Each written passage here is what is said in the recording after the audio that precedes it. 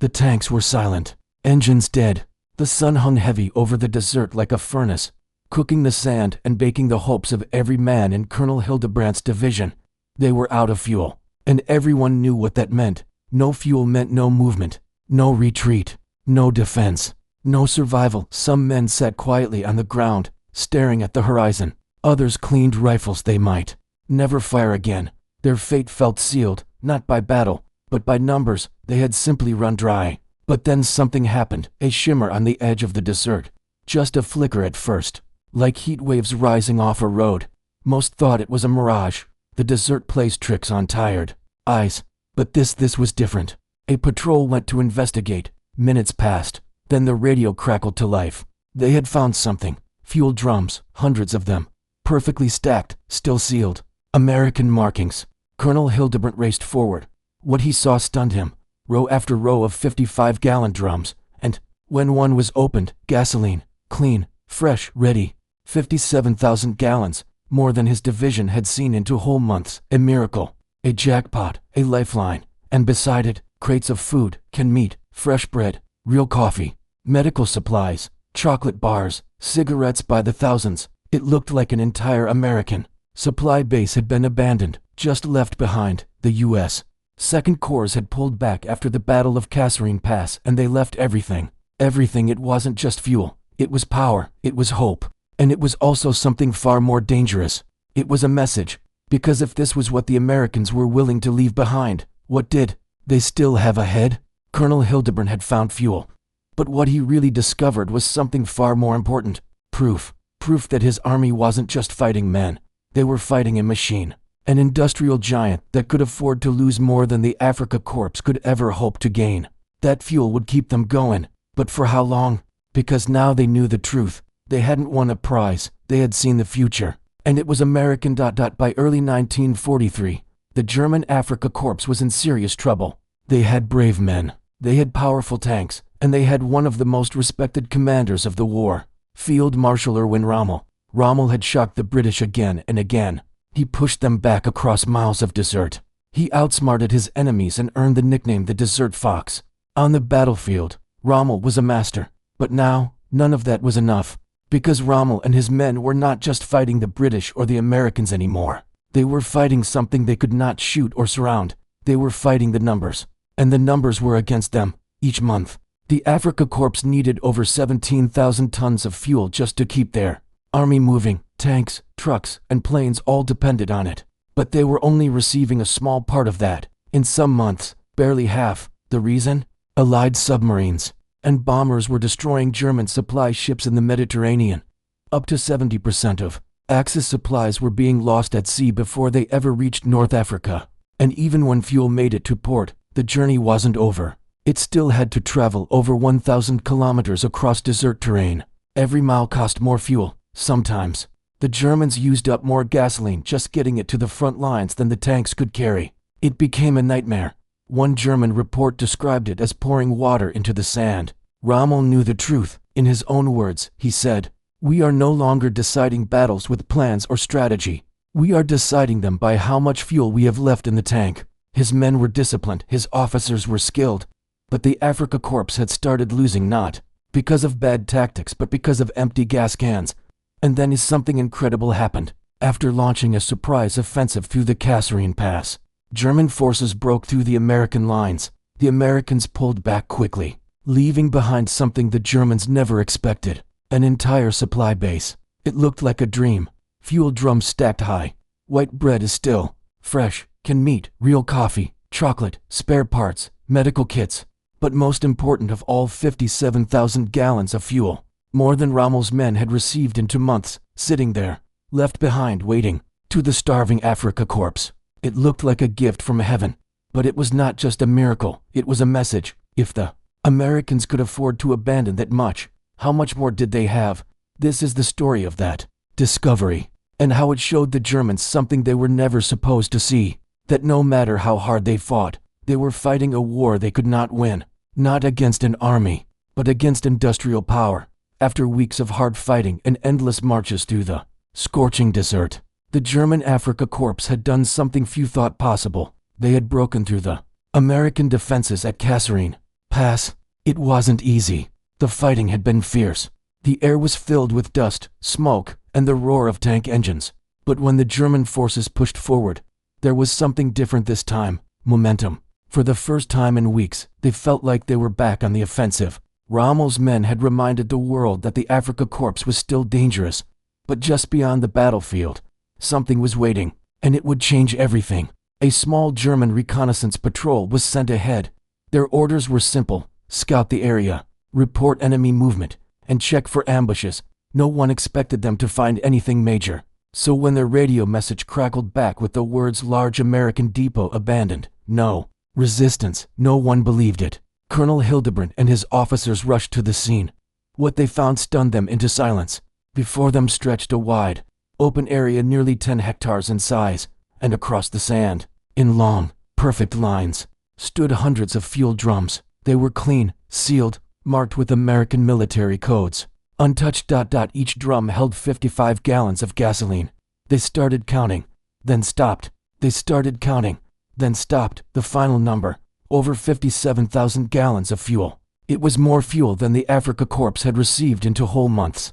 More fuel than many German divisions had ever seen at once. But that was just the beginning. Crates of fresh bread sat in wooden boxes, covered in canvas. Stacks of canned meat, labeled in English, filled the air with a smell German troops hadn't experienced in years. Tins of real coffee gleamed in the morning sun. Chocolate bars, whole cartons of them, still wrapped and sealed.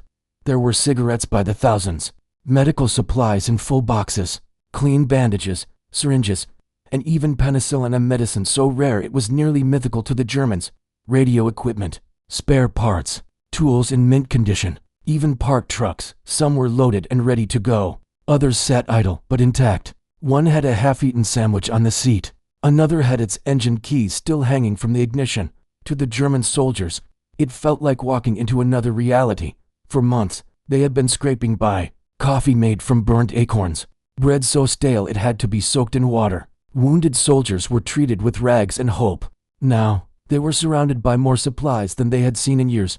Men wept openly. Others laughed and clapped each other on the back. Some stood frozen, unsure if they were dreaming. One soldier bent down and picked up a chocolate bar. He stared at it for a long time before slowly unwrapping it. He didn't eat it right away. He just held it like it was something sacred. A field medic opened a box labeled U.S. Army Surgical Kit. Inside was everything he had once learned to use in training, but hadn't seen since 1940. And the fuel, within hours. Vehicles that had sat abandoned for weeks were roaring to life. Tanks were moving again. Trucks rolled forward. Mechanics scrambled to refill batteries, replace tires, and fix engines that had been declared hopeless, now given a second life. The Afrika Korps, once crippled by fuel shortages, was moving like a real army again. For a moment, they were reborn. But even as the celebration spread, a darker thought began to grow. If this is what the Americans abandoned, what are they keeping? This one depot had enough fuel, food, and supplies to support a German division for weeks. And yet the Americans had walked away from it, not destroyed it, not burned it, not even tried to sabotage it. They simply left, because they could. To the Americans, this was backup. To the Germans, it was survival. Colonel Hildebrand was later quoted in a post-war interview, saying, "We cheered when we saw the fuel. Then we realized it meant they had more, much more." The joy of discovery was quickly replaced by something else, a realization that they were fighting an enemy not limited by geography or hardship, but backed by a production machine that made this kind of loss feel like nothing. They hadn't just found a treasure in the desert, they had found a message. The war wasn't going to be won with courage alone, not when your enemy could afford to leave behind what you needed most. And that, more than the fuel, more than the chocolate, more than anything else, was the most powerful thing they found that day. The German Afrika Korps had stumbled upon an American supply depot the size of a small village, for German soldiers used to counting every bullet, every drop of fuel, and every bite of food. This was overwhelming at first. They thought it must be a main U.S. base. Something this massive couldn't just be one stop in the chain. But then they found the documents, requisition forms, supply maps, field manuals, and what they read left them speechless. This depot, this gold mine in the desert, was just one of many. According to American logistics records, these depots were placed every 50 to 100 miles across.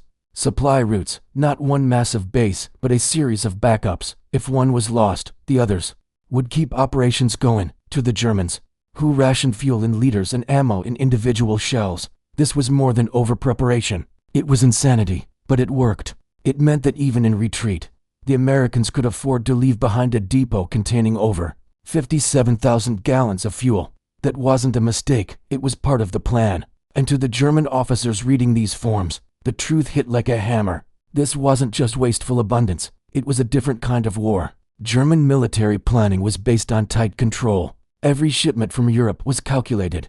Every convoy faced attacks from Allied submarines, aircraft, and naval forces. At times, 70% of Axis supply ships were sunk before reaching Africa. That meant every gallon of fuel that arrived was a miracle. Every ton of ammo had to be protected, counted, and used carefully. A single panzer division in battle needed 350 tons of supplies each day, but getting that much to the front was nearly impossible. For every ton that made it from Europe to North Africa, 5 tons of fuel might be burned just moving it across the desert. And yet here stood this American depot. Dozens of trucks, fuel for hundreds of vehicles, ammunition stacked in neat rows, medical kits in wooden crates, coffee, cigarettes, chocolate, fresh bread, enough to keep an entire division fighting, and more. One German supply officer reportedly whispered to another, "This is what they throw away." It was more than confusing, it was terrifying. The Germans had just won a major tactical victory at Kasserine Pass. They had destroyed tanks, overrun positions, and sent American forces running. But this depot told a different story. While Germany scraped together resources and repurposed captured equipment, America was building faster than it could even deliver. The captured field manuals showed just how deep this went. American divisions were allocated 700 tons of supplies per day.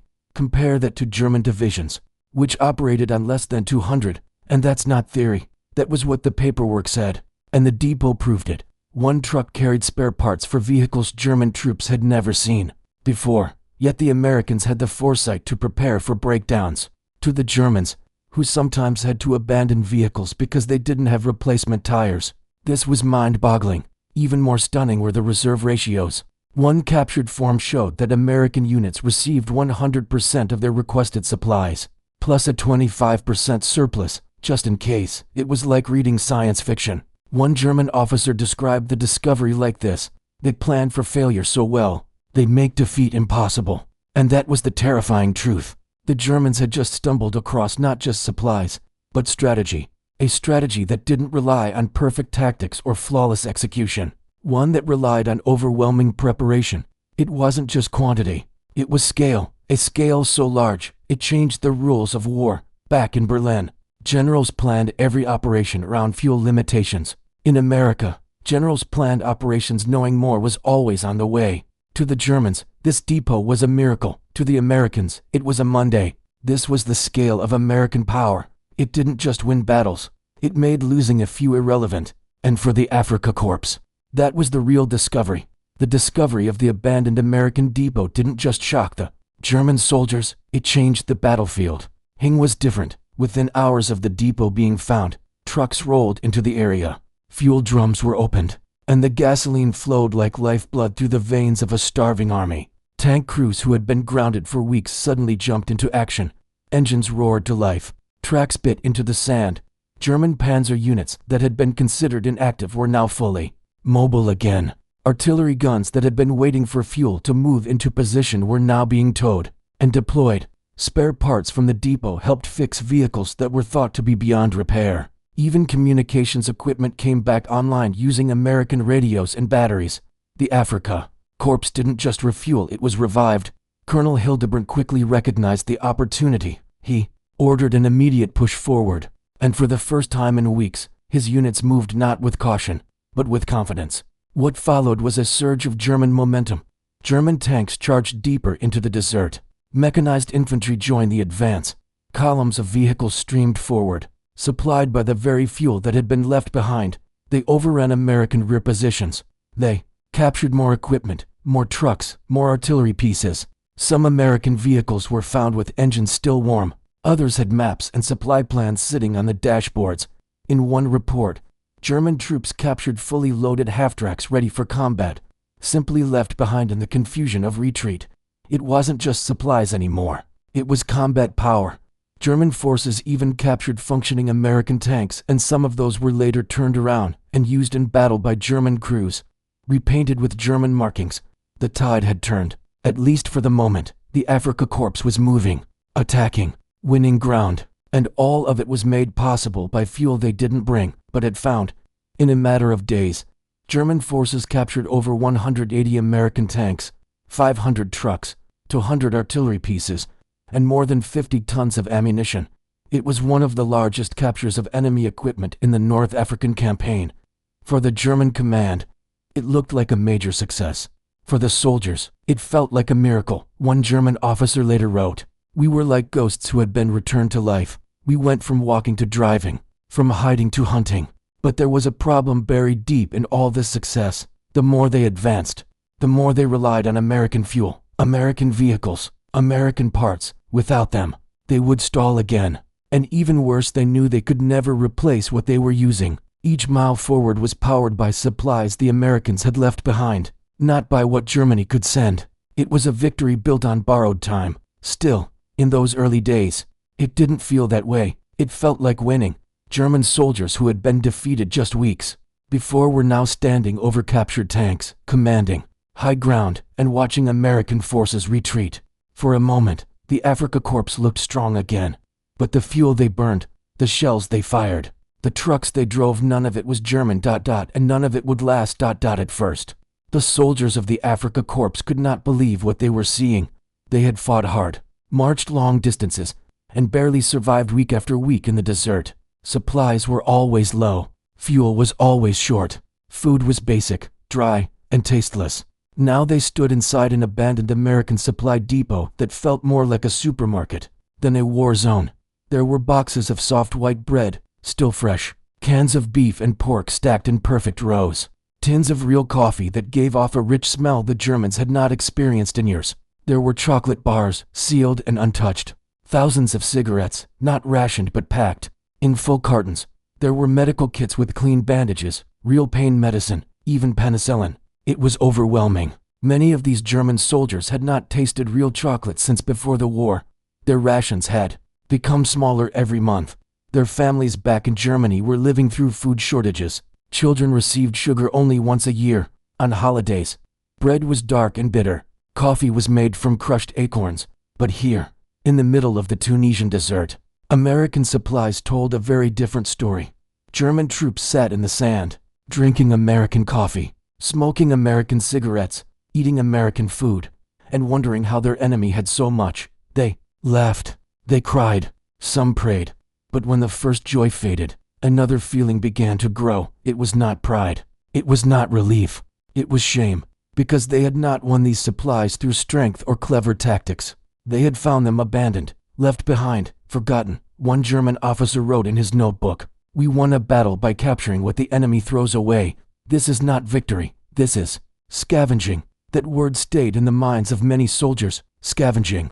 They were now depending on food and fuel that their enemy had considered extra. Supplies that were not worth taking back. Left for dead, like trash. And that realization was worse than any defeat. It showed them the truth. The Americans had so much that losing this depot did not even slow them down. For Germany, it would have been enough to support a whole army group. For America, it was backup. German troops, who had believed in their training, their discipline, and their commanders, now saw something that training could not overcome. They saw how far behind they really were. One soldier, writing home to his wife, said, "We are eating better in this desert with American food than our families are eating back in Germany." He sent her a chocolate bar he found in the depot. He told her not to eat it all at once. He said it might be the only real chocolate she would have for the rest of the war. That letter survived. Historians found it years later. It became a symbol of what this moment meant. It was not just about supply lines. It was not about tactics. It was about the deep emotional shock of realizing the enemy had so much, and they had so little. And once that truth became clear, it never left their minds, even as tanks rolled forward, even as orders were given, even as battles were won. A quiet voice inside every German soldier began to whisper, "If this is what they leave behind, then how can we ever hope to win?" For a moment, the Afrika Korps felt powerful again. They had fuel. They had food. They had trucks and tanks that were finally moving. The captured American supplies had brought life back into the army.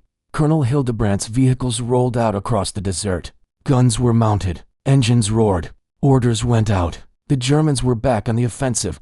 But this new strength came with a hidden cost, because almost every truck they used now ran on American gasoline.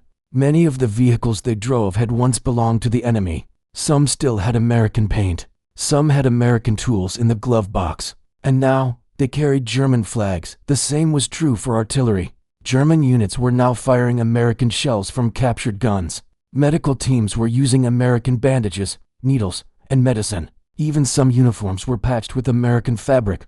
At first, this felt like clever survival. But as the days passed, a new problem appeared. None of this equipment could be replaced. When an American tank broke down, German mechanics didn't have the right tools. They didn't have spare parts. They didn't have the technical manuals. To understand the engines, they had to guess, or they had to strip other vehicles for parts. Some trucks ran for 1 or 2 days, then stopped. Others had fuel but no working engines. Radios failed. Guns jammed. The more they used this captured equipment, the harder it became to keep anything running. And every day, the Germans became more dependent on supplies they could not make. This was the paradox. The supplies they had captured gave them strength, but they also created a trap. They now needed more American parts, more American fuel, more American equipment, just to keep going. They were no longer operating like a German army. They were operating like a scavenger force, an army built from enemy leftovers. Soldiers began to notice how strange their units had become. German officers were driving American jeeps. German tanks were towed by American trucks. A Panzer company was seen firing American artillery. It was a mix of logos, paint jobs, and languages. One young soldier wrote in his diary, "Our war machine now speaks English." That line became famous years later. It summed up the strange and broken shape of the Afrika Korps. They were still brave, still skilled, still proud, but their strength was no longer their own, and they knew it. One breakdown could end an entire mission. One missing part could stop a whole convoy. And the Americans, they had more tanks, more trucks, more guns, more fuel, more everything. So even as the Afrika Korps pushed forward, they were falling deeper into a hole they could not climb out of. They were using tools they couldn't fix, firing weapons they couldn't reload, driving machines they couldn't repair. It looked like victory on the outside, but on the inside, it was collapse waiting to happen. This was the operational paradox. Every mile they moved forward, every gun they fired, every vehicle they used made them weaker, because it all depended on someone else's supplies, and those supplies would not last forever. After Kasserine Pass, German officers began reading the captured American documents. At first, they were just looking for maps and tactical plans, but what they found was something far more terrifying. They found numbers, cold, hard, unstoppable numbers. One document came from the Detroit tank arsenal. It listed production totals for the month of January 1943. In just 1 month, that factory alone had built 1,350 Sherman tanks. Let that sink in. One American factory had made more tanks in 1 month than all of Germany had produced in a full quarter. And that was only the beginning. There were charts showing fuel shipments. Over 15 million gallons sent to North Africa every month. Compare that to the Germans, who struggled to get 12,000 gallons to the front, even on a good week. There were also numbers on trucks. America was producing 50,000 new trucks every month. Germany, just 5,000. This was not just a difference, it was a different universe. For every tank the Germans built, America built 10. For every German truck on the road, the Americans had 10 more waiting on ships. The Germans had fought for years believing that tactics, bravery, and training would win the war. But now they saw the truth. America was not just fighting battles. America was manufacturing victory. German engineers and supply officers studied the American paperwork in silence. They flipped through page after page of inventory, spare parts, fuel reserves, and production schedules. It was all neatly organized. It was all massive. It was all terrifying. One German officer wrote in his report, "We are not fighting an army. We are fighting a factory." He meant it. Every bullet fired at a German tank could be replaced the same day in an American plant. Every damaged vehicle could be fixed with a spare part already waiting in a box. Every soldier lost could be replaced with 5 more from the next ship. This was not a war of skill anymore. It was a war of arithmetic. The numbers were simple, and they were final. Germany was producing less every month. Bombing raids were slowing down factories. Metal was running out. Fuel was vanishing. The people back home were cold and hungry. America was just getting started. Their factories were speeding up. Their resources were endless. Their people were well fed and working around the clock. One German industrial officer gave a secret report. He said, "We are not losing because we are weak. We are losing because the math is unbeatable." Even Rommel, the desert fox himself, changed his opinion.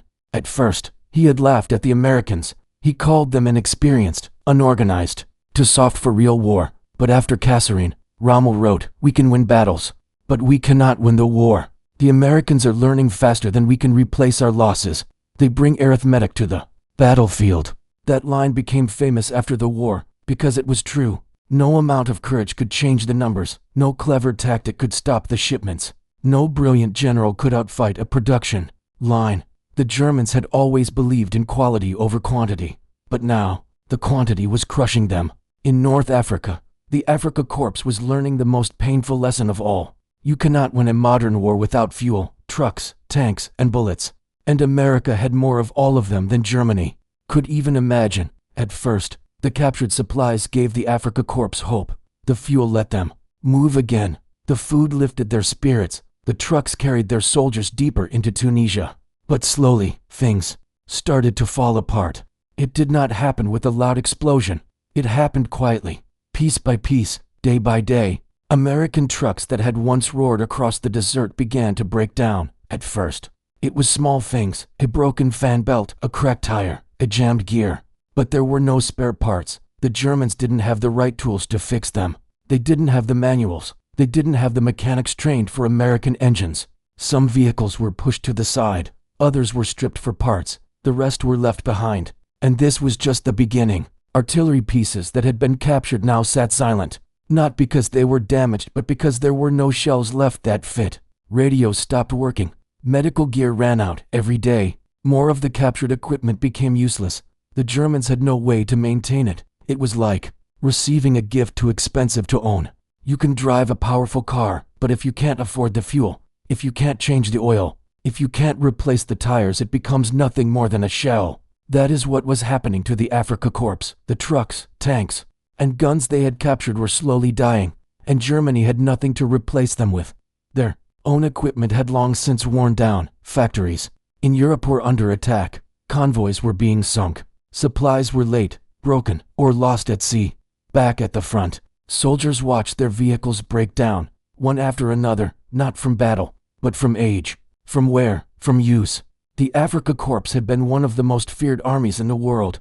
Now it was becoming a collection of broken machines. Some German units were seen driving Sherman tanks with German crosses painted over the American stars. Others carried American rifles, wore American boots, and even used American maps. But they could not sustain this. One German officer called it the Museum Army, because it was full of strange pieces from every source. But nothing matched, nothing was built to last, and no replacements were coming. By April, German camps were filled with abandoned vehicles, tanks with no fuel, trucks with no tires, guns with no ammunition, not because the enemy had destroyed them, but because the Germans could no longer keep them running. This was the real defeat. It was not a single battle, it was a slow breakdown, a quiet collapse. The Afrika Korps was falling apart, not from combat, but from exhaustion. From the inside out, they had captured more than they could manage. They had won supplies they couldn't sustain, and every mile they moved forward took them 1 mile closer to the end. They weren't losing because of courage.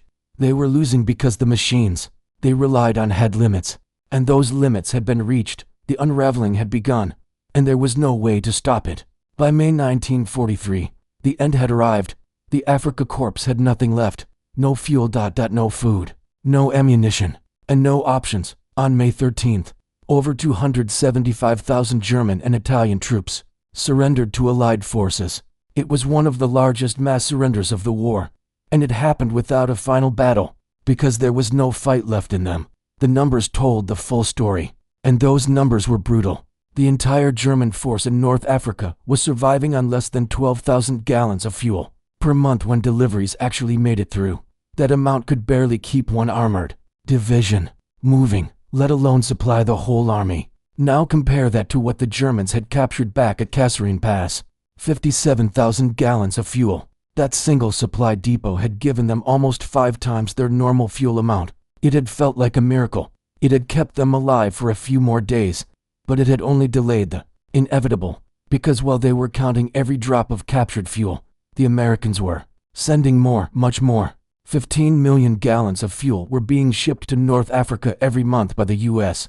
Not in secret, not in small amounts. In giant convoys, day after day. And that wasn't the only number that mattered. Let's break it down. America was producing 1,350 Sherman tanks per month, 4,000 aircraft per month, 50,000 trucks per month, all while feeding and supplying their own troops and their allies.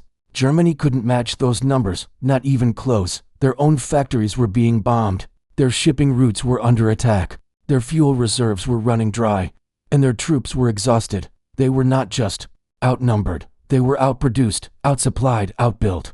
Every tank Germany lost in North Africa was a disaster because it couldn't be replaced. Every tank America lost could be replaced in days. Every shell fired by Germany had to be saved. Every shell fired by America was followed by thousands more. This was the truth that the surrender at Tunis made clear.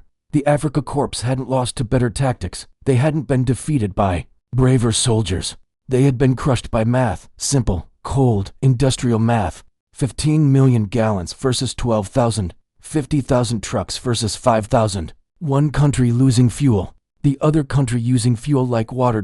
One side scavenging, the other side shipping. Rommel had once said the real battle was about fuel gauges, not maps. He was right. When the fuel ran out, so did the war. And by May 1943, every German vehicle in North Africa had stopped moving. Some were abandoned in the sand, others had broken down weeks before. Many had been left behind in earlier retreats. The army that had once shocked the world now stood, still not by force, but by numbers, because the fuel was gone, and with it, so was the fight. After the battles were over and the last vehicles were abandoned in the sand, the real lesson of North Africa became clear. It was not about who had better tanks. It was not about who had braver soldiers. It was about who could keep going. And in that sense, the Americans were unstoppable. Even Field Marshal Erwin Rommel, the man called the Desert Fox, saw the truth. In the early days of the war, Rommel had mocked the Americans. He said they were soft, inexperienced, not ready for real war. But after Kasserine Pass, he changed his mind completely. He saw their supply depots. He saw their abandoned fuel. He saw the trucks they left behind because they had more waiting on the next ship. And he realized something very few German commanders understood at the time. Rommel wrote in his report to the German High Command, "We can win battles, but we cannot win the war. The Americans are learning faster than we can replace our losses. They bring arithmetic to the battlefield." That line meant everything. Arithmetic. Numbers, fuel, food, trucks, tanks, all calculated, all delivered, all ready to go. Germany had great officers. They had experience. They had some of the best tanks in the world. But they didn't have the numbers, and they couldn't get them. American factories were producing weapons faster than Germany could destroy them. American ships were delivering supplies faster than Germany could steal them. And American troops were arriving fresh, trained, and full of confidence while German forces were exhausted, running on empty, and increasingly alone. The Germans had hoped that winning battles would change the war, but now they realized something much darker. Even their biggest victories no longer mattered, because the Americans could afford to lose, and Germany could not afford to win. At Kasserine Pass, the Germans had captured more fuel than they had seen in months. They had taken hundreds of vehicles. Tons of food. Mountains of ammunition. But the moment they saw how much the Americans had left behind, they knew they were not fighting another army. They were fighting an entire industrial system. A system that never slept. A system that kept producing. A system that could lose thousands and keep going like nothing happened. That realization was the real turning point. Not on the map, not in the battle, but in the minds of the German commanders. They now saw the future, and it did not belong to them. One German officer said, "We are not fighting men. We are fighting machines. We are fighting factories. We are fighting multiplication." That officer was right. This was not a war of courage anymore. It was a war of scale, and scale was something Germany no longer had. They were living on captured supplies. While America had more waiting in ships, ports, and warehouses, Rommel's words became a warning, because he knew what many others refused to believe, that no matter how skilled the German army was, they could not defeat production, not American production, not that scale, not that speed, and not that level of endless replacement. At Kasserine, the Germans had looked into the future, and the future was American. As the Afrika Korps lived off captured supplies, something started to change, not in the engines or the guns, but in the minds of the soldiers. At first, they were excited. They had real coffee again, chocolate bars, fresh white bread. They opened crates full of canned meat, American cigarettes, and real medical supplies for men who had been eating old rations, sleeping in sand, and surviving on nothing. This was a dream. But the dream didn't last, because soon, they started to think, why did the Americans leave all this behind? How could they afford to walk away from food that was still fresh, from full fuel drums, from medicine? One German soldier wrote in a letter, "We are feasting while our families starve." Another said, "We are living off what our enemy throws away." These weren't just meals, they were reminders of everything the Germans didn't have. Back in Germany, people were cold. There were food shortages. Fuel was carefully rationed. Children were going without basic things. Yet here in the desert, the Americans had left behind enough to run a small town. Soldiers started feeling guilty. Some called it scavenging, not victory. They hadn't earned this. They had taken it from an enemy who simply didn't need it anymore. That realization was painful. It showed how far behind they really were. One officer said, "This isn't war. This is survival on borrowed time." The items themselves became symbols. Every chocolate bar reminded them of hungry families back home. Every gallon of fuel reminded them of how little they were receiving from Germany. Every crate of medical supplies reminded them of wounded comrades who had died for lack of bandages. Some soldiers refused to write home about what they had found. They didn't want to make their families jealous or feel worse. Others wrote anyway, because they needed to say it. They needed to confess that they were not proud. They were just lucky, and even that luck would not last. The Americans were not just rich in resources. They were rich in time, rich in replacements, rich in every way the Germans were not. The mental toll began to show. Morale dropped. The sense of pride, of strength, of honor, it all started to fade. They were no longer elite troops. They were men caught in a system they could not control, a system that made them depend on the very people they were fighting. Imagine being a proud soldier, trained for years, hardened by battle, and now depending on your enemy's leftovers to survive. That is what happened to the Afrika Korps. They were not defeated yet, but inside, something had broken, a sense of hope, a belief in victory. It was slipping away, not because of one battle, but because of what they were eating, what they were drinking, what they were wearing. Every sip of American coffee reminded them that they were losing, not just in the field, but in the soul. And there is no weapon to fight that kind of loss. No tank to fix it. No gun to shoot it away. This was emotional collapse, quiet, invisible, but real, and once it started, there was no way to stop it. Years after the war ended, the survivors of the Afrika Korps gathered again. Some met at reunions. Some wrote letters. Others simply remembered in silence. But one thing stayed with all of them. Kasserine Pass, not because it was their greatest battlefield win, but because it showed them the truth. They had captured more fuel than they ever dreamed of. They had taken hundreds of vehicles, crates of food, and tons of ammunition. They had won the battle, but they had seen something that stayed in their minds forever. They had seen what the Americans could afford to lose, and that changed everything. One German veteran said it simply, "At Kasserine, we won a battle but discovered we had already lost the war." Another said, "We captured proof that we could never win." These were not dramatic words for the newspapers. These were quiet, honest reflections, because the truth they found at Kasserine wasn't about tactics. It wasn't about who shot better or who moved faster. It was about numbers. It was about scale. It was about what it takes to win a modern war. And the Germans had seen it. They had driven through a depot that was better stocked than some of their whole divisions. They had seen trucks with fuel still in the tank and keys still in the ignition. They had picked up rations that their families back home could only dream of. It felt like a gift, but it was actually a message, a silent message left behind by the Americans, not on purpose, but through their power. That message said, "We can afford to lose this and still win the war." The Germans couldn't say the same. Every tank they lost was a major loss. Every shell fired had to be counted. Every mile driven, burned fuel they might not get back. But the Americans had the opposite problem. They had so much, they had to throw some away, and when the Germans saw that, they understood. They were not fighting an army, they were fighting a factory, a country that didn't just fight, it produced. And it would keep producing until the war was over. Many German soldiers said that moment at Kasserine was the real turning point, not the maps, not the battles, but that realization.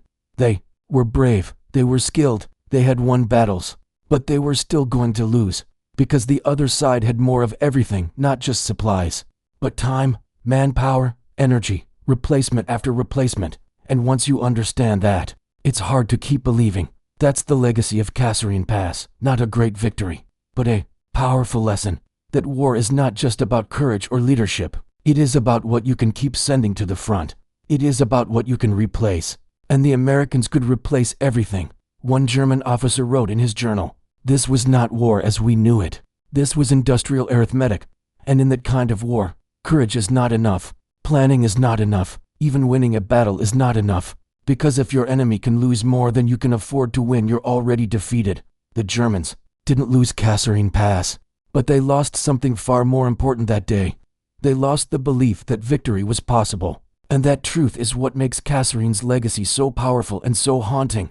So, what does Kasserine Pass really mean to most people? It looks like just another battle in the long, dusty history of World War II. But it was more than that. It was a window, a moment where the German army, tough, experienced, and disciplined, came face to face with something they had never seen before. It wasn't a stronger army, it wasn't better tactics, it was a different kind of power. The power of production, the power of supply, the power of numbers. When Colonel Hildebrandt's men walked into that abandoned American depot, they didn't just find fuel, they found the future. They saw 57,000 gallons of gasoline sitting untouched. They saw crates of food, medical gear, chocolate, cigarettes, things they hadn't seen in years. At first, it felt like victory, but very quickly, they understood the truth.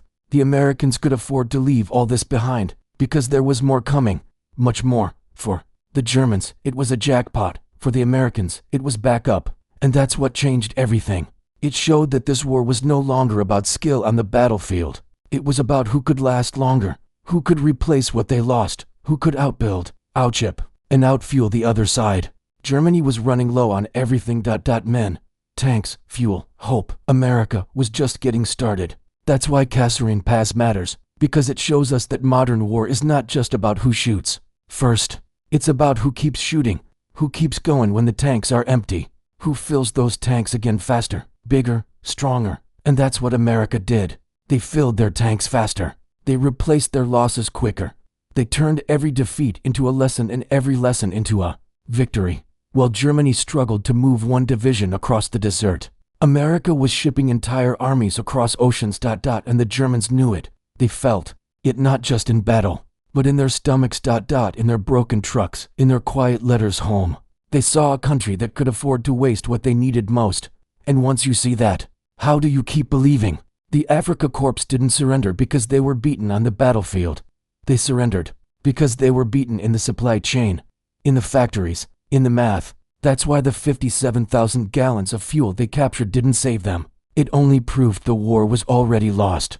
Because when your greatest win is taking what your enemy left behind, you're not winning, you're just catching up and falling behind again. That is the story of Kasserine Pass, a battle that looked like a victory but felt like a warning that no amount of courage can win against numbers, no amount of training can win against time, and no miracle in the desert can win against a country that can afford to lose more than you can afford to use. So remember this moment, because it shows the truth behind the headlines. Wars are not always won by heroes. Sometimes they are won by production schedules. If you found this story powerful, there's more like it coming. Stories where numbers change nations, where battles are won before the first shot is fired, where factories and fuel decide the fate of armies. So make sure to subscribe to the channel, hit the bell so you don't miss what's next. And tell us in the comments, what do you think really wins wars? Is it courage? Is it leadership? Or is it something bigger? Something colder? Like numbers. We read every comment, and we want to hear from you. Until next time, stay curious, because history isn't just about what happened, it's about what it meant.